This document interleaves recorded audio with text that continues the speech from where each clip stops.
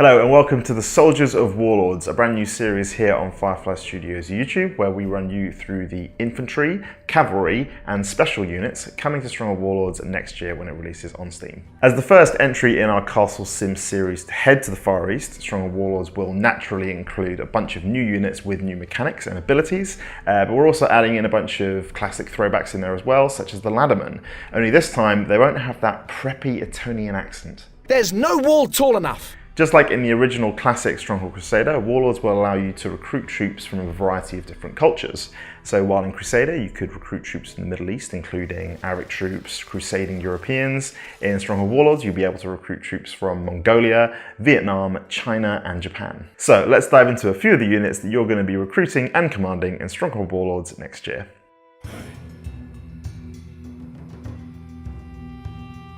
While it's unlikely the first Vietnamese military conflicts began in the 3rd century BC, we've decided to tell the tale of Thuc Van as one of the first recognisable warlords of the era.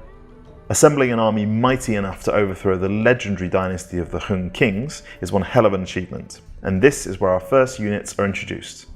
Given that the first part of our single-player campaign is the earliest chronologically, Vietnamese troops in Stronghold Warlords are outfitted as fast attack units. Cheap to train and deploy quickly to the battlefield, the Spear and BLOWPIPE Tribesmen will likely serve as your fast attack units in skirmish mode and multiplayer. With the Spear Tribesman wielding a spear and shield combo, while the BLOWPIPE Tribesman attacks with a short range, fast reload blowpipe, these units won't be taking down castle walls anytime soon. What they are useful for, however, is harassing the enemy, or quickly taking out worker peasants to cripple their economy. A mix of ranged and close combat units, your Vietnamese troops are perfect for launching early skirmish attacks on the enemy and even taking over weakened warlords with their ability to sprint over and launch surprise attacks. Just don't go firing those short-range blowpipes at any nearby fire oxen. Yeah, that's a bad idea. It's worth noting that with no armour at all, Tribesmen will be the most vulnerable units in the game to gunpowder and fire in Stronghold Warlords. Just like the heavily armoured knight's resistance to fire and pitch in previous Stronghold games, you'll want ample protection for your units if you notice such traps around an enemy's castle walls. Which leads me to our next region of the game, China.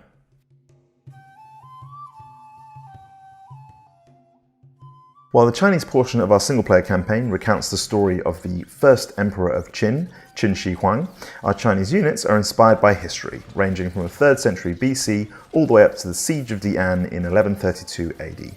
Divided into separate auxiliary and imperial categories, Warlords' Chinese units are the most heavily armoured, regimented and militaristic in the game.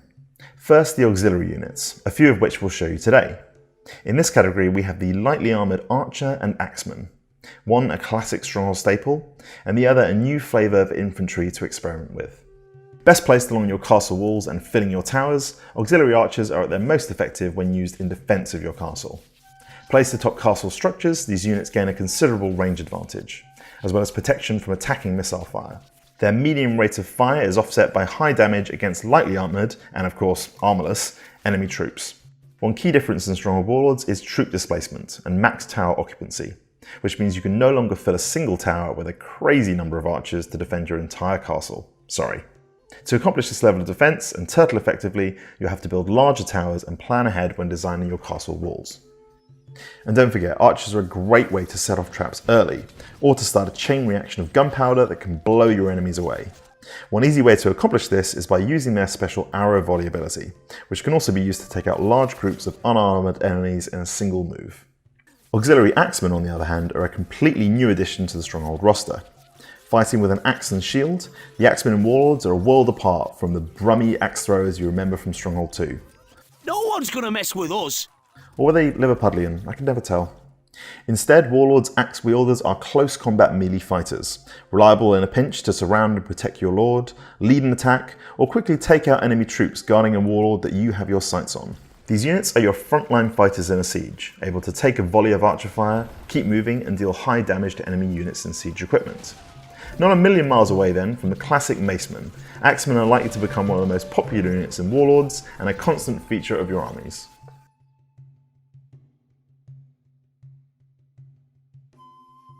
Next up we have Imperial troops. These are the expensive armoured option for dealing with powerful enemy units or just well fortified strongholds. The idea being that while Imperial troops will cost extra gold to recruit, as well as requiring longer resource chains to provide their weapons and armour, your investment will pay off mid-siege. Our Imperial Bannerman is a perfect example. Wearing heavy armour and more than capable of defending himself, the Bannerman boosts the fighting spirit of nearby Imperial warriors, allowing them to take extra damage before loudly succumbing to their wounds. We're trying here to encourage players to think carefully about army composition before launching a siege, instead of just doing that classic RTS tactic of overwhelming the enemy with as many units as possible. Another Stronghold staple, Crossbowmen, return in Stronghold Warlords as an Imperial troop type. Ranged units with high damage output and a low rate of fire, Crossbowmen are ideal for taking out armoured foes at range. More heavily armoured and slower than your archers, but just as bad in close combat. The Imperial Crossbowmen are your heavy armour counter. Effective as part of an attacking force, Crossbowmen can take out troops protected by crenellations more easily, but are also a great way to round out your defences.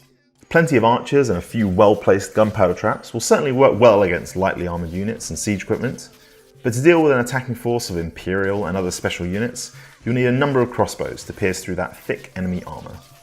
Now, those are just a handful of the units you're going to be controlling in the early stages of the single-player campaign, with 16 units in total from 4 different cultures.